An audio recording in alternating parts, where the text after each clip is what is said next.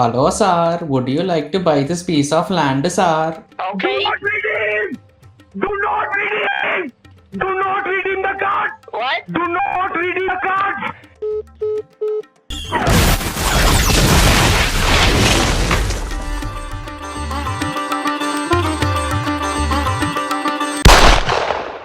First off, I would like to congratulate everyone for being here and making it this far.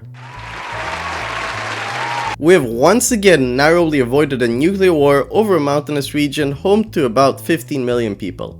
But as you've probably read in the title by now, this is not the first or second time an incident like this has occurred. In fact, it's the 6th time in less than 80 years. So why are the Indians and Pakistanis so obsessed over this poor agrarian region? Well, it all started in 1947 when the British packed up and left, but before then, British India was divided into two independent nations, India, which was a secular state with a Hindu majority, and Pakistan, which was created as a homeland for Muslims. This event, known as the partition, was rushed, messy, and brutally violent, displacing around 15 million people and resulting in the deaths of up to 2 million people. At the time, about 584 princely states existed across the subcontinent, and they were semi-autonomous regions under local rulers. These rulers were given the option to either join India or Pakistan based on their geographic location and their demographics. Most states chose quickly, but Jammu and Kashmir, ruled by a Hindu king, Maharaja Hari Singh, with a Muslim majority population, tried to remain independent. Hari Singh is known to have liked Kashmir for its natural beauty and cultural significance, often praising the majestic mountains that cradle the valley.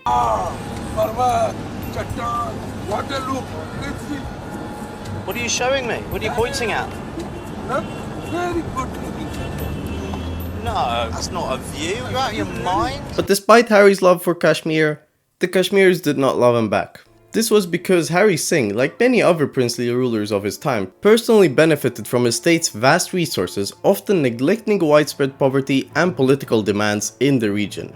After a century of his family ignoring most problems, 2 world wars, and a violent partition, the region became a powder keg ready to ignite. And in less than 1 month, everything goes to shit after tribal militias, backed unofficially by the Pakistani government, invade Kashmir, aiming to force its accession into Pakistan. Hari Singh, obviously panicked and afraid to be hanged by the angry tribesmen, runs to India and immediately signs the instrument of accession to India in exchange for military help, making Kashmir a legal entity of India, which is legally disputed by Pakistan to this day. 1 day later, on October the 27th, 1947, Indian troops are airlifted to Srinagar to defend Kashmir from the invading forces, marking the official beginning of the war between the two new nations 2 months after their independence. Between November and December, fighting spread rapidly across Kashmir, with both India and Pakistan gaining and losing territory in fierce battles. The conflict caused the displacement of hundreds of thousands of civilians and widespread suffering. India referred the Kashmir issue to the United Nations, which intervened by calling for a ceasefire and proposing a referendum to determine the region's future. And both sides agreed. However, the plan fell apart when neither side was willing to withdraw their troops from their respective areas of the region. Peace only came 1 year later after a UN-mediated ceasefire took effect on January 1st, 1949. The territory was effectively split, with India controlling about 2/3, Jammu, Kashmir, and the Ladakh Valley, and Pakistan administering 1/3, most notably Azad Kashmir. Although a larger scale war was averted, the division of Kashmir created a fragile and volatile situation that would lead deep down a rabbit hole in the future. So, things calm down, India and Pakistan are developing, and everyone is happy, for about 18 years until Pakistani troops infiltrate the Indian part of Jammu and Kashmir in August 1965. Why did they do this? Well, why wouldn't they? To engineer a local uprising against the Indian administration for a second time. However, it's also worth adding that 3 years earlier in 1962, India and China fought the Sino-Indian War, which resulted in China gaining control over Aksai Chin, a disputed region still claimed by India as part of Ladakh. And Pakistan officially recognized the Trans-Karakoram Tract, also known as the Shaksgam Valley, to China, or the Aksai Chin, in 1963. This area is north of Kashmir and very important strategically. India claims the entire former princely state of Jammu and Kashmir, so it viewed Pakistan's recognition of China's new claim as illegal and unauthorized. The agreement was also perceived as a strategic move by Pakistan, aligning China against India. By the way, the Chinese have apparently built a highway there now, so Good on them, I guess. With China's backing, Pakistan felt confident enough to take a tougher stance on Kashmir, and they did just that. After the costly Sino-Indian War in 1962, which left India's military stretched and in transition, clashes erupted with Pakistani troops in the Rann of Kutch to test India's response level. Satisfied with the results, in early August 1965, between 7,000 and 30,000 Pakistani soldiers crossed the 1949 ceasefire line into the Indian-administered Kashmir region, known as Operation Gibraltar, aiming to spark a local rebellion. The Indian military retaliated by launching attacks in sectors along the border with Pakistan. The war saw some of the largest tank battles in World War II, involving more than 1,000 tanks. Both India and Pakistan suffered thousands of casualties, and both sides claimed victory over the other. In reality, no one had won, as most of the captured territories on both sides were returned after the Tashkent Agreement in January 1966. But wait. Who are you? I'm Snick. What do you want? India had not developed nukes until the 70s, and Pakistan would only get them in the 80s. So how can you claim that these two wars nearly caused World War III? Yes, the US and USSR were not ready for direct intervention in 1947. The Cold War had just begun and South Asia wasn't a high priority yet. However, India had always been of interest to the Russians, the British, and later the American counterparts. The Great Game 100 years earlier in the 19th century established a geopolitical rivalry between Britain and Russia over Central Asia and the Indian subcontinent, driven by mutual suspicion. To avoid a direct war that could threaten their empires, Britain and Russia engaged in influence operations and occasionally supported local forces in contested regions. Even after the Russian Empire had turned into the USSR and Britain had left the subcontinent in 1947, the Soviets' reaction to the partition of British India was very negative, viewing it as a product of British imperialism. An example, drawing arbitrary lines with little regard for what people wanted, a British speciality. When it came to India, the situation was even more hilarious. The guy who drew the border had never been to India and was given just 5 weeks to divide a population of over 400 million. But that's a topic for another time.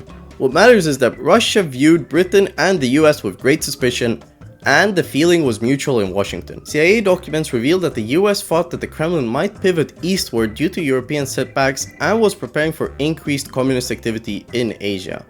Although it is unlikely that both superpowers would have intervened in the Indo-Pakistani War of 1947, if the war had spiraled into massive instability like regime collapse or civil war, both powers might have intervened economically or through proxies. By 1965, the global stakes were a lot higher. The US had defense ties with Pakistan and the Soviets were warming up to India. By August 1971, the USSR signed the Indo-Soviet Treaty of Peace just months before the Indo-Pakistani War of 1971. This was basically a strategic deterrent aimed at the US and China to even the playing field between Pakistan and India. The environment was clearly heating up, and as all major players were gearing up for another large-scale conflict over Kashmir,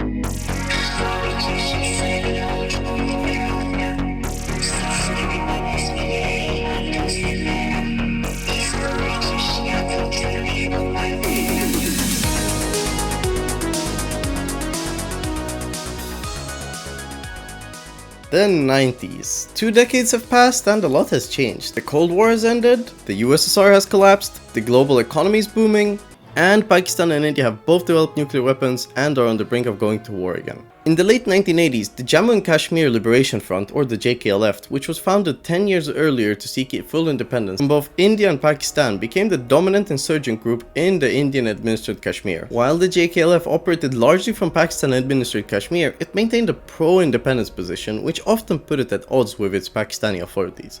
Because of this, the Lashkar-e-Taiba, or the LET group, was founded in 1987 with the explicit goal of liberating Kashmir from Indian control and merging it with Pakistan. Throughout the 1990s, the LET group grew significantly in influence and capability, becoming a leading militant organization in the Kashmir insurgency, destabilizing the region further and causing violent attacks. While Indian security forces aimed to combat militancy, excessive use of force and human rights violations contributed to the cycle of violence in Kashmir. Amid the chaos in the region, Pakistani forces crossed the line of control in Kashmir, trying to do the same thing for a third time in 50 years, and occupied abandoned positions in Kargil, expecting little resistance. India responded with Operation Vijay, a military offensive to push out the intruders. This marked the official start of the 1999 Kargil War. Despite the scale being less intense compared to the last two wars, the fighting was brutal. Both armies literally had to climb up mountains to get to each other. As Pakistani forces were being pushed back, they began preparing their nuclear forces. However, with mounting US and international pressure, Pakistan's Prime Minister eventually agreed to pull back troops and end the conflict. Pakistan had hit another brick wall, and the Prime Minister dismissed General Pervez Musharraf, who was in charge of the operation. He responded by launching a coup and taking over the country, later declaring himself as President of Pakistan. So, things finally calmed down. For 2 years until December the 13th, 2001, when 5 armed terrorists stormed the Indian Parliament in New Delhi, killing 14 people, including the attackers themselves. The Indians accused the Islamic insurgents of carrying out the attack, most notably the Let group, who sought to unite Kashmir with Pakistan. And although the group denied any responsibility, India still launched a massive military mobilization along the border called Operation Parakram. So for almost a year, millions of troops faced off on both sides of the line of control and the international border, raising fears of a full-scale war. But nothing happened. After a year, tensions died down and both sides fucked off for a while. In 2008, India was hit by another even more devastating terrorist attack, again linked to the Let group. Over the course of 4 days, 166 people were killed in Mumbai.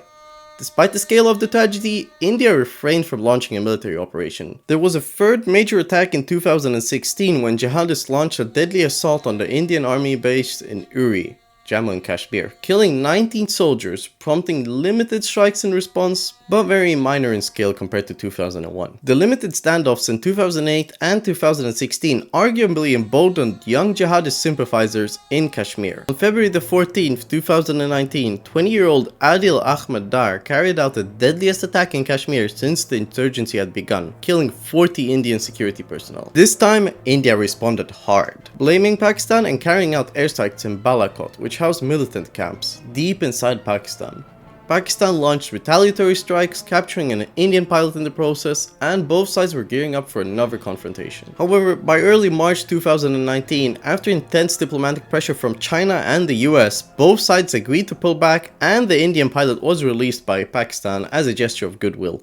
Even though things had calmed down, India still decided to take strong action against insurgents by removing Jammu and Kashmir's special autonomy status. Phone lines, internet access, and direct communications were cut, and thousands of troops were deployed to maintain order and prevent unrest. Kashmir became a police state, with curfews, detentions without trial, and heavy surveillance. Even though the region became safer and experienced fewer attacks from militants compared to the previous years, India's heavy hand inspired a new military organization to be formed called the Resistance Front, which was established in 2019 to fight for the freedom of Kashmir. Now, the group's origins are heavily disputed. The TRF portrays itself as a secular, indigenous Kashmiri resistance movement against the Indification of the region, while Indian sources claim that it is an offshoot of Lashkar-e-Taiba or the Let group from Pakistan. Either way, on April 22nd, 2025, 4 terrorists armed with automatic rifles shot dead 26 tourists in Pahalgam, Kashmir. Immediately after the attack on civilians in Kashmir, the TRF group claimed the responsibility on Telegram, which they later deleted and denied, saying that Indians had hacked into their Telegram. But the damage had already been done, and India quickly blamed Pakistan for the attack. Pakistan rejected the Indian allegations, framing the attack as a false flag operation orchestrated to justify India's coercive action. 2 weeks later, on May 6th, India launched Operation Sindoor, conducting missile strikes inside Pakistan. The strikes targeted alleged terrorist sites in Punjab and Azad in Pakistani Kashmir. India claimed to have killed over 100 militants, while Pakistan reported 31 civilian casualties, including women and children. Pakistan retaliated by launching missile strikes on the Amritsar airport in the border Indian state of Punjab. And while both sides were battling it out in the skies, the international community began calling for calm and peace. Even the Taliban in Afghanistan told both sides to chill. The situation had turned into a finger-pointing game which only spiraled further out of control. As both sides kept striking each other's territory, they started moving troops along the border. But right before shit hit the fan, Trump announced that India and Pakistan had agreed to a full and immediate ceasefire on May the 10th following overnight talks with the US on Saturday. So what happened later? Well, both sides still blamed each other for some minor ceasefire violations, but the fighting had largely stopped. The Prime Minister of Pakistan, Shehbaz Sharif, declared victory over India, with Prime Minister Modi doing the same. This was good enough for the audiences at home, so both sides decided to pack up and leave. When it came to the casualties of the conflict, India reported 21 civilians and 5 soldiers killed, while Pakistan said 40 civilians and 11 soldiers had lost their lives. Pakistan initially claimed that 5 Indian jets were shot down, but only 3 have been confirmed, including a Rafale fighter, which was India's latest and most advanced multi-role jet. Some Indian officials denied this, but hey, at least we have confirmation from both sides that these Pakistani farmers beat up a shot down Indian drone using their sandals. By the end of the conflict, the loudest celebrations weren't in Delhi or Islamabad, they were in London, where migrants from both sides filled the streets with cheers, music and flags. For the world's sake, let's hope they stick to their noisy parades and flag waving next time, not missiles and airstrikes.